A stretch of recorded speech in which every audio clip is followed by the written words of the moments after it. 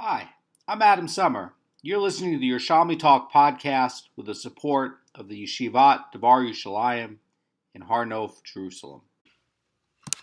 This is Demai chapter 4, halacha 5. This is the last halacha in chapter 4. In the art scroll, we're on 38b1, and this Mishnah is going to deal with issues where the Amma Aritz's testimony is going to be given believability or credence with regard to tithes. These are very, very narrow, very, very specific cases. The Mishnah says, if a traveler entered a city and he does not know anyone there in the city, and he said to the townspeople, who is trustworthy and who here tithes his produce? And one of the townspeople says to him, I am not trustworthy, but so-and-so is trustworthy. The Mishnah says he is believed, and the traveler may purchase produce from that person so-and-so, without tithing it for Demai. To being an Amma Aretz who is not trustworthy, the idea is, says the Rosh, is that he's going to be believed when he identifies someone else as being a trustworthy individual. And this is coming with the rule that a person will not sin if no gain comes to him. And so, since the Amma Aretz does not get any benefit from this kind of testimony on behalf of the other person, we assume that he's telling the truth, and we're going to get more about this into the Gemara. So then we get the next case. The Mishnah says, if he went and bought produce from that person, and then he asked him, who here sells old produce? Which, by the way, the old produce is generally going to be superior to newly harvested. The Mishnah says, and that person says to him, the one who sent you to me sells old produce. So the Mishnah says, as diffusing what seems obvious, says even though they appear to be reciprocating favors to one another, they are believed. So the fact that, says Mara Fulda, that the sellers refer the traveler to the very person who directed the traveler to him suggests that maybe there's collusion. But it appears that as if the informant and the seller are going to be conspiring to testify on each other's behalf and praising each other's goods.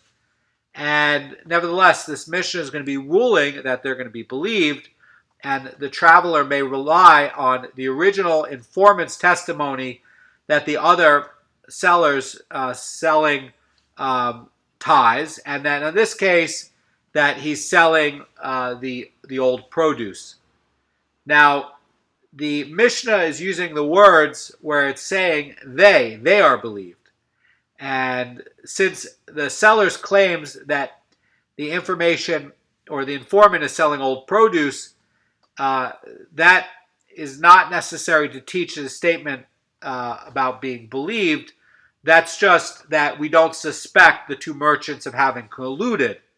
And in each of their individual ways, they're both going to be trustworthy. So in other words, the original testimony is going to be that, well, this guy here is selling tithe produce, and that guy over there is selling untithed produce, but it's yeshan, it's old. So it's when the Rosh is pointing out, when it's saying they are believed, it's trying to say that there's not a case of collusion here. Also, it's a little bit different, right? This one here is saying that, this one here is going to be tithe produce, and by the way, the tithe produce is generally going to cost a little bit more. And over here, we're saying that he's selling untithed produce, but it's going to be yeshan, it's going to be old. Now, the old produce is going to cost a little bit more, it's a little bit higher quality, but it's going to be a little bit cheaper because it's going to be assumed to be Demai. So you're gonna have a little bit of differences. It's not exactly like apples and oranges. There's another case, and this one is going to be followed up as a very, very short sugya at the end of this. So the Mishnah says regarding two donkey drivers, they're both transporting grain, and they both entered a town. And one of them said, "My grain is new, but my fellow's is old. And mine has not been tithed." In other words, he didn't tithe it, "but my fellow's has been tithed. They are not believed." Rabbi Yehuda says they are believed.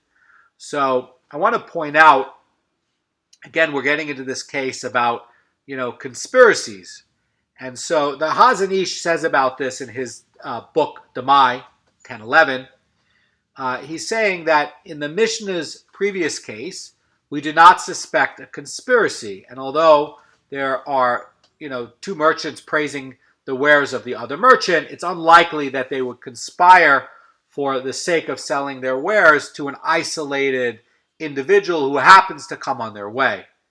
But this is different, says the Chazan Ish. The Chazan Ish says the two donkey drivers, in contrast, would certainly conspire in order to attract as many customers as possible in all the locations where they travel to do business. Now, there's another opinion here, says Rabbi Moshe Feinstein, that you could have a case where the donkey drivers are conspiring, and because the nature is that they go from town to town, that they'll alternate on testimony. In this town, they'll say that, "Oh yeah, mine has not been rectified, but his has been rectified." And then they'll switch to the next town, and the other one will say, "Oh, mine has been rectified," or "Mine has not been rectified, but his has been rectified." And so in either case, they could be colluding. And in the case of the Chazan Ish, where would the collusion be to attract as many customers as possible? Where the guy is saying, "Well, mine has not been rectified, but my fellow's has been rectified," he's going to be attracting the Amma Aretz, who's going to be wanting the cheaper price, because he's going to say, "Well, mine's not rectified, and therefore you don't need to separate out all the sets of tithes. And, you look at all the money you'll be saving."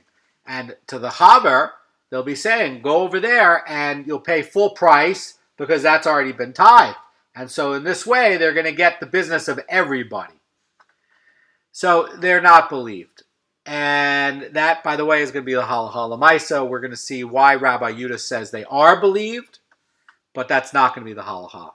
So the Gemara is going to get into the case of the traveler who is going to a locale, and he is new there, and he's going to say to one of the townspeople, "Who can I purchase from?" Now, this also is going to be a case of nego, right? The person who is hearing this is basically testifying against himself. He's saying, "Well, I'm an Amma Aretz, but that guy there is the Haver in town. You can buy from him." So he's not saying, "Well, you can buy from me," right? He's not saying that. He's giving testimony that damages himself. That's migo.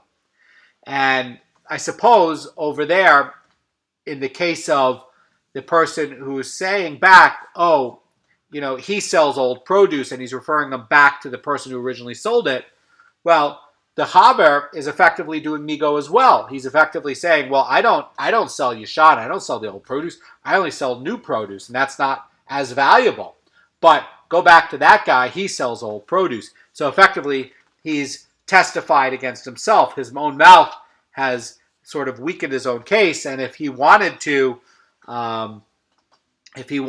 really get that business, he could have just said nothing. He could have just said, "Yeah, of course I sell Yashan," but he didn't. He testified against himself. So the Gemara is going to be going back to this case of a single witness, and the Gemara says, "But is a single witness who is an Amma Aretz suspect with regards to Demai?" In other words, this guy who is suspect of Demai, is he going to be believed? And again, there's a single witness. Normally in Judaism, you go with two witnesses. But over here, we have a single witness, and he's going to be believed with regards to a prohibition. And that is not going to apply to someone who is suspect regarding that very prohibition. In other words, someone who is suspect with regards to a certain prohibition, and he's going to give testimony. That testimony that he himself is suspect about is generally not going to be believed. You're not allowed to believe that in Jewish law. Now, how then is the traveler going to rely on the Am Ha'aretz's testimony that so-and-so is trustworthy when the Am Ha'aretz himself is suspect regarding to tithes? And again, we have this rule. We have this rule in the Torah that somebody who is suspect on something can't testify on it. So how is this working? The Gemara is going to answer, and Rabbi Yochanan is going to give the answer. And Rabbi Yochanan says the resolution to this problem. Rabbi Yochanan says the rabbis granted a leniency for a visitor because of the necessity to sustain life. So, yes, that's fine. This guy who is suspect, and he's effectively being put into a position to testify and rely on the testimony. We're not relying on his testimony, and that's not the reason of what's going on. Actually, the testimony of this townfolk that so-and-so is trustworthy is also not going to be reliable. But here, since the Demai prohibition is only going to be a rabbinic stringency, the rabbis, according to Rabbi Yochanan, are lenient with a traveler in a strange city so that he'll have what to eat and what to sustain himself. And that's why we're going past this law about someone who is a single witness is going to be believed with regards, to prohibitions. So, and that, by the way, if somebody is suspect on it, then the single witness is not going to be believed. But over here, you have a traveler on a journey, and he doesn't carry much money, and he only has a certain amount of food. And if, to make sure that the guy doesn't go hungry and he has enough food to eat, the rabbis are giving him this leniency to rely on the Am Ha'aretz's testimony regarding someone else. And some are going to suggest the reason that we believe the testimony of the Am Ha'aretz is that, even if there's going to be a sign of a conspiracy between two merchants, that, you're going to believe it because you're not believing the Am Ha'aretz's testimony because the Am Ha'aretz has a waiver here. And, we're going against this normal Jewish law that, this guy who's suspect on it, you can get this waiver on it. Rabbi Yochanan has a deeper point. Rabbi Yochanan is saying that this is a rabbinic stringency, and the need to preserve life, that's going to be a d'oraita thing. That's a much higher thing. So it's really kind of irrelevant what this guy is testifying on. He's directing him to food. That's Rabbi Yochanan's bigger point, and that is going to be why it's going to be allowed. In other words, it's going to be like the Shabbat case that we covered in chapter 4, Halacha 1, where the reason that you're listening to the testimony on Shabbat, you're getting an allowance on testimony, and the testimony doesn't mean anything. You're just, oneg Shabbat is d'oraita, and that is going to be given priority over, perhaps the Demai when you purchased it and you're going out and you're getting the testimony from the merchant that you purchased from on Shabbat, whether you can eat this or not. So over here, the case to preserve life, that is going to be what we're looking at. And really the testimony is just a pretext, just like over there in 4.1. And really the testimony doesn't mean anything. We're caring about preserving life. That's the deep point of Rabbi Yochanan. And you shouldn't look at this as a waiver for the Am Ha'aretz, who's normally not allowed to testify against himself or testify on his own behalf as if he's being believed as a leniency. It's not like that at all. It's really that the need to sustain life is higher, and that's why this is going, because that's going to be d'oraita, and anyway, Demai is going to be d'Rabbanan. And it's really a case, the mechanism that's happening here, why this is allowed, is because a d'oraita thing, like the need to sustain life, is going to override a d'Rabbanan lo ta'aseh, like don't eat on tithe Demai.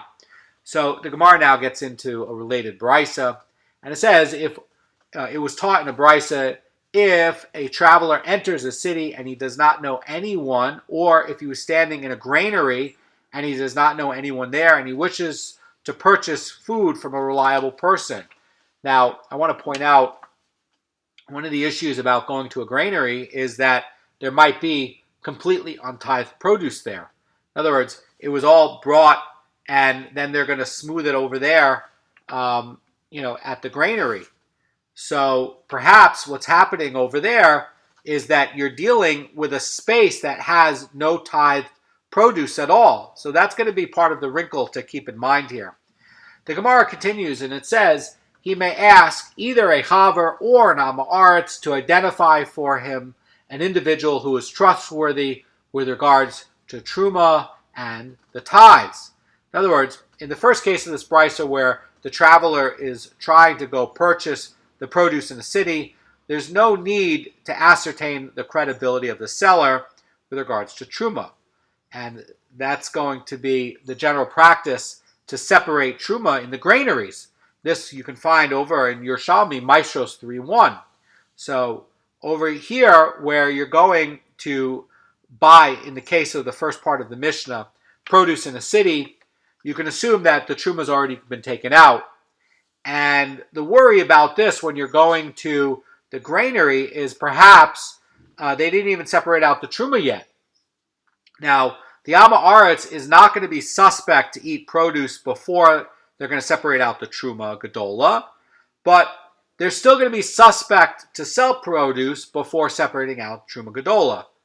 So that's also a novelty and a nuance. In other words, that, by the way, is also part of the issue with the Kuthians, right? The Kuthians will tithe things for themselves, but when they're selling it to someone else, they're not going to go do the tithes for the other person. And so, too, the worry here is that the Amaretz will tithe the Truma Gedola for himself, but if he's selling it to someone else, and especially he's standing at the granary before they've tithed this stuff, well, he's going to just sell it as is without doing the tithes. And now you have a danger that you could end up eating definite tevel because you're at the place before they even did the tithes.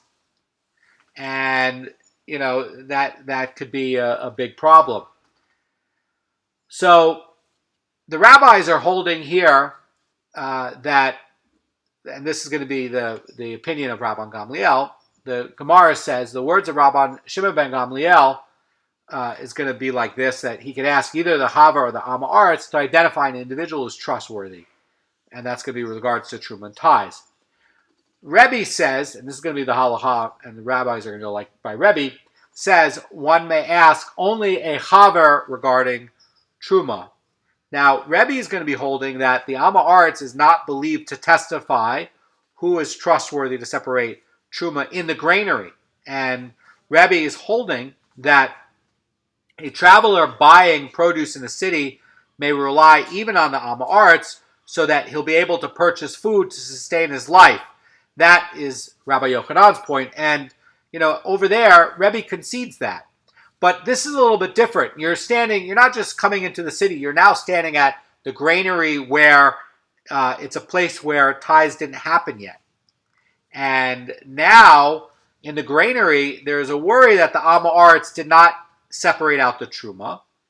And you can't put out the same argument according to Rebbe because the traveler can sustain himself by purchasing his produce in the city where there's not going to be a worry that the Truma might not have been taken out. But Rebbe is saying here, in this specific spot in the granary, there's a point of saying one may ask only a Haver regarding Truma. And that's going to be because the testimony of the Haver at the granary is going to be reliable, but not for the Amaretz. And that's going to be part of the issue because you can, the Rebbe is basically saying that only a Haver's trusted to identify this because it hasn't been tithed at all. The Gemara is going to explain the point in the dispute between Rabban Shimon ben Gamliel and Rebbe. Rebbe's ruling accords with the view of Rabbi Meir, and Rabban Shimon ben Gamliel's is in standing with his own opinion, for we learned in a Mishnah elsewhere with regards to the blemished Bechor. This, by the way, is in Bechorot 35a. The Bechor, by the way, is the first male offspring. That's going to be of a cow, a sheep, or a goat.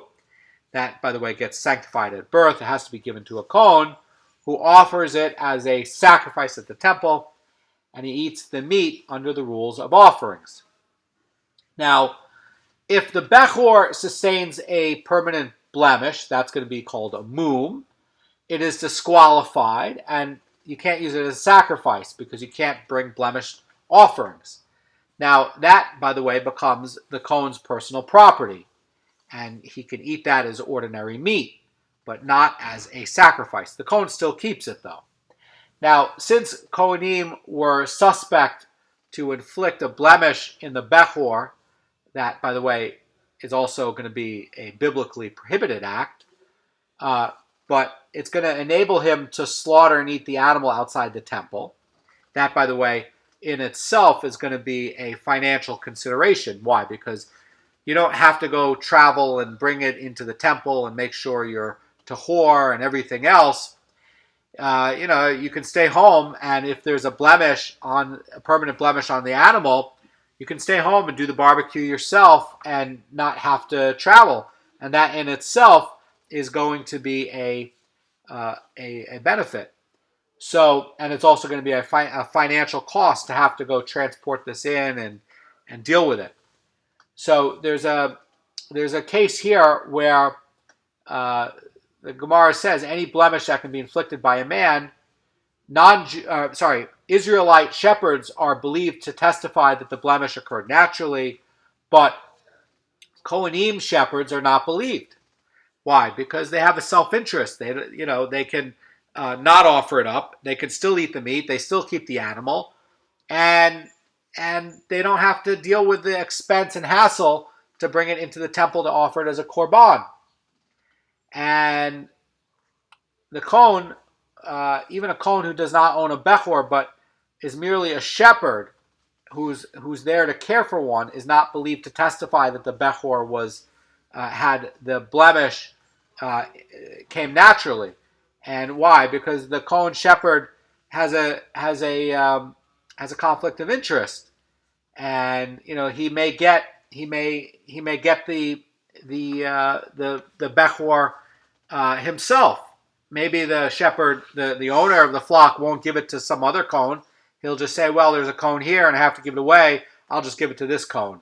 And so the Kohen shepherd is not going to be believed because he might just say, well, I saw these firstborn, I'm just going to put blemishes on them. I'll cut the lip or something, or I'll cut the eyelid, or I'll cut the tip of the ear.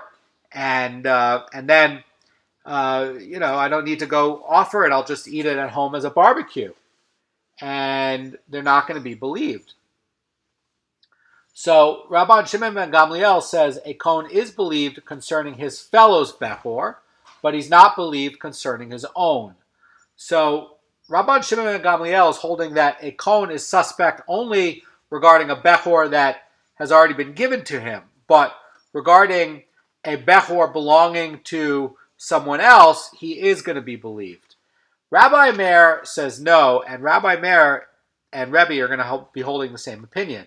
Rebbe, by the way, was a student of Rabbi Meir. Rabbi Meir says one who is suspect concerning something, in the case of the Kohen, may neither judge nor testify about it. So according to Rabbi Meir, no Kohen, even one who is not a shepherd caring for a Bechor, can testify regarding the status of the Bechor. Why?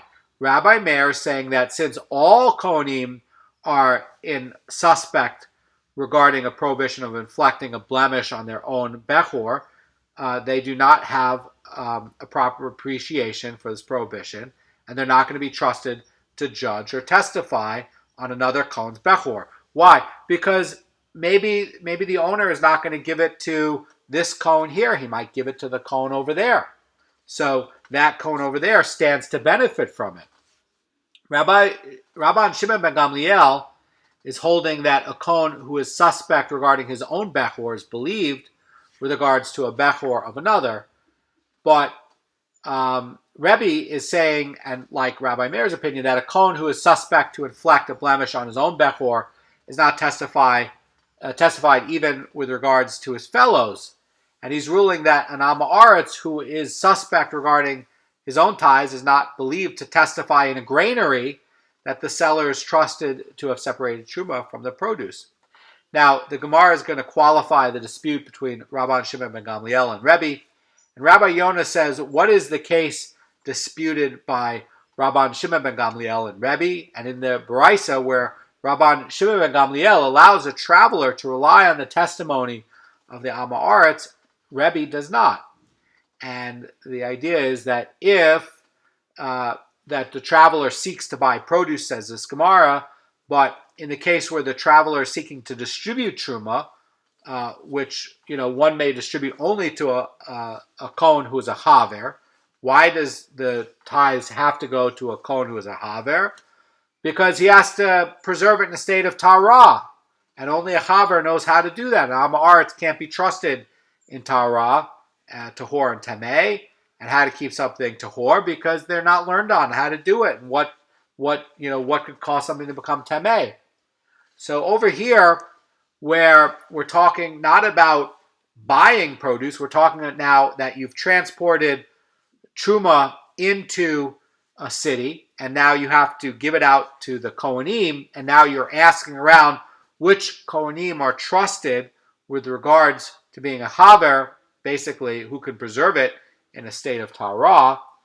The Gemara says even Rabban Shimon ben Gamliel concedes that the Am Haaretz, who himself is suspect, is not relied upon to identify a person who is fit to receive truma. Now, the Gemara is going to explain what is the difference then between distributing truma and buying produce. And the Gemara says distributing truma is treated more stringently because word gets around about distributions. So the distribution of truma is an issue of public interest, and word is going to get around that a traveler relied on so-and-so's testimony about another person who is fit to receive truma. And people are then going to presume that the Am Haaretz who provided the testimony must himself be a haver. And the truth is, though, that we rely on the testimony only in this case because he has nothing to gain from the testimony. Why would he have nothing to gain? Because if the person who's testifying is not a Kohen, and he's saying, oh, go to that Kohen over there who is a haver, the person who's testifying has nothing to gain about it because he can't be given the truma because he's not a Kohen, and he's not testifying whether he's a Kohen. He's doing like Migo. He's saying, I'm not a Kohen and I'm not trustworthy, but that guy over there is trustworthy. So he's effectively being one witness who's not testifying on something that he's able to do. He's not able to do it. He's not a Kohen. So the Gemara is going to give a different brisa. It was taught in a brisa, if someone's entering a city and he encounters groups of people, and they said, who here is trustworthy and who here tithes? And one of them says about himself, I am trustworthy.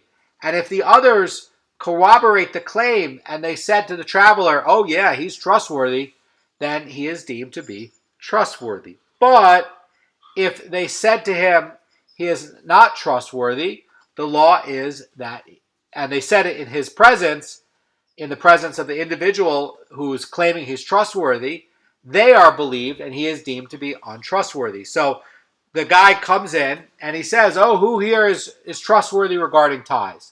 And one guy says, I am. And then all the other people around says, no, he's not. Then it's going to go by the other people there who say he's not trustworthy. If he says, I'm trustworthy, and they all say, yes, he is, then he's going to be trustworthy. If he's going to say, I'm trustworthy, and half are going to say he is, and half are going to say he's not going to be deemed to be trustworthy. Now, what happens in the other case? This was in his presence. So if they said that not in his presence, they are not believed, and he is still deemed to be trustworthy. In other words, if he says, I'm trustworthy, and they all say he's trustworthy, and one guy comes along and says afterwards, no, he's not trustworthy, he's still deemed to be trustworthy. In other words, the fact that they did not contradict this claim in his face, and they're making this charge that he's untrustworthy outside his presence, we're going to give that no credence. And if the person was really trustworthy, they would not have remained silent in his presence, and they would not have given the false impression that they were agreeing with the claim. And there's going to be another part about this, that the testimony of one person um, coming and making a claim like this that can impact somebody's financial thing is also going to be problematic. That gets up in Sanhedrin, where one person comes to testify to Rav that somebody is committing adultery. And the Gemara says you need to have two witnesses. And over here there's one witness. And so what does Rav do? Rav says you're being a gossip monger among your people, and they gave him lashes. And so over here, this person sat quietly. It looks like he acquiesced in public to this guy's testimony. And now in private, he's coming along saying, no, this guy's no good. And it's very similar to that case over there. It's only one witness. And it's not believed also because it's one witness testifying, and it's like he's a gossip monger among his people. You need two witnesses. So the Gemara is going to explain a brisa, and Rabbi Yonah says that the brisa could be interpreted as dealing with two possible cases. It could be dealing with a resident in a city who presents himself as trustworthy, and in the case that where those who support his claim must necessarily be groups of Havarim. In other words, although the Mishnah is teaching that even the Amaretz may be relied upon to identify a trustworthy seller, Rabbi Yonah is holding that if the townspeople identify the resident as being trustworthy, they are not believed because of a worry about collusion. But if the individual specified as being about himself as being reliable, and then everybody else comes and is vouching for his trustworthiness, it must be that this is a group of Havarim. And only Havarim are going to be believed to trustworthy about the trustworthiness of Havarim and residents in a city. And so we're saying, says Amara Fulda, that we do not fear that they will lie for the sake of personal benefit. So what's going to be the other case? And the other case is going to say, alternately, the brisa could be dealing with a visitor to the city who presents himself as trustworthy. And in this case, they're going to support his claim that even with groups of Amoratzim. In other words, since there's no worry about collusion with a temporary visitor, even among Amoratzim, and the Amoratzim can identify a visitor who's going to be a trustworthy seller. And what's happening here, says the Vilna Goan, is that Rabbi Yonah's differentiation does not regard the person being testified about, but the person is requesting the testimony. And the Mishnah's allowance here to rely on the testimony of an Amaretz is granted only to travelers who are not familiar with the inhabitants of a city. Over here, says the Vilna Goan, a resident of a city may not rely on the testimony of an Amaretz, but he may obtain the testimony of a Haver. And Rabbi Yonah's remark is that the Baraisa, which states that the townspeople can be relied upon to identify one among the group who is trustworthy, can be interpreted two ways, says the Vilna Goan. It can be referred to one as to a traveler who seeks a reliable person, and in that case, even a group of Amoratzim can be relied upon to identify a reliable person. And it could be the second case where the townspeople, are seeking a reliable person, and he encountered a group of Havarim who are testifying before him. Oh, this guy here is trustworthy, and it could be assumed that the Havarim themselves are testifying about another Haver. The Gemara is going to object to this. And the Gemara is going to say, but there's a difficulty with this assertion of Rabbi Yonah. And the Gemara says that he interprets the brisa as referring to a group of Havarim. Yet you say, the brisa says that if they testify that he is unworthy, not in his presence, they are not believed and he is deemed to be trustworthy. And this is really going to be unlikely. In other words, what they're saying is that since the brisa relies upon the groups of people and only in the person's presence, it must be dealing exclusively with a group of Amoratzim. So the Mishnah is going to go, and the halacha is going to be going like the ending of this, and it's basically going to be saying that you must not have encountered a group of Havarim, you must have encountered a group of Amaharitzes, and the Amaharitzes are testifying.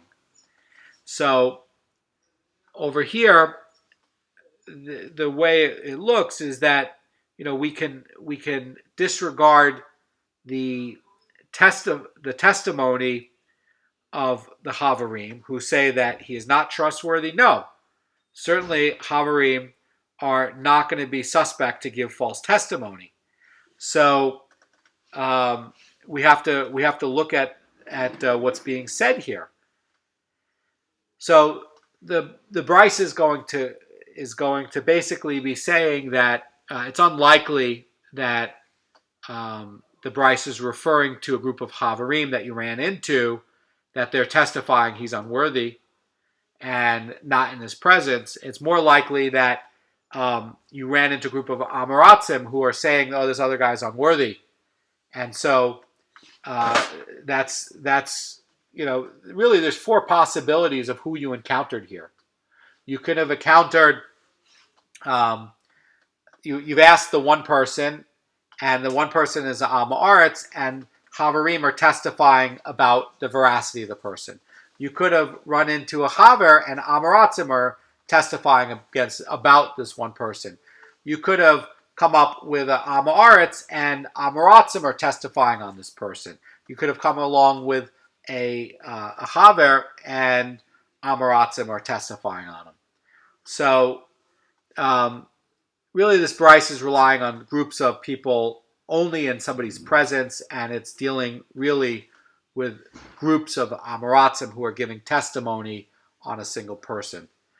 The Mishnah is going to move on talking about the donkey drivers. The Gemara is talking about donkey drivers now. And regarding two donkey drivers, they're both transporting grain. They entered a town, and one of them said, my grain is new, my fellow's old. Mine is not tithed, my fellow's is tithed. They're not believed. And Rabbi Yehuda says they are believed. And let's go over this dispute. What is Rabbi Yehuda's reason? And he permits relying on the donkey driver's testimony because of the need to sustain the lives of the townsfolk.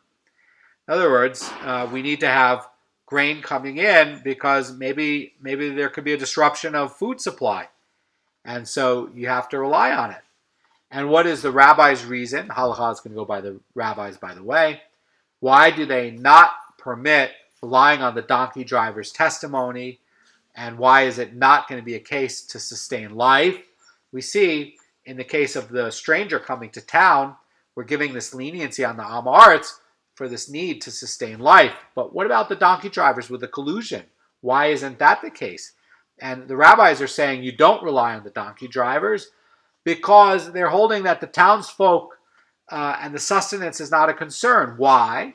Gemara says because they can easily sustain themselves with buying produce from another nearby city. And they can go get from suppliers who are reliable, says Rabbi Kanievsky, in a nearby city. And that is going to finish up Halacha 4, getting into the testimony of the Amaharitzes and the various leniencies. And in Halacha 5, we're going to go about the procedure for tithing Demai bread. Have a great day.